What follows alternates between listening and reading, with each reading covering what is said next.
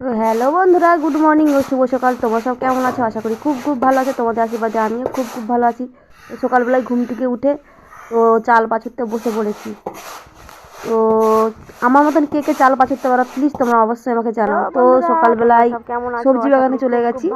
তো সবজি বাগানে টমেটো গাছগুলো ফুল ধরেনি, দেখছি কি কি সবজি আছে সেটা তোমার সঙ্গে ছোট্ট করে শেয়ার করছি। এখনো ফুল হয়। তো যাই হোক,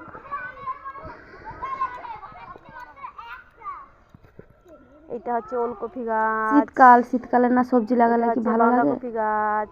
তো যাই হোক, সবজি কি কি লাগিয়েছি তো সেটা তোমার সঙ্গে শেয়ার করেছি। ফুলকপি আছে, বাঁধাকপি আছে, ওলকপি আছে, তারপরে আছে খোলা শাক, যেটাকে লাল লটা শাক বলে। তো সেই লাল লটা শাক আছে, তার পাশে আছে পালং শাক, তার পাশে আছে মূলো শাক।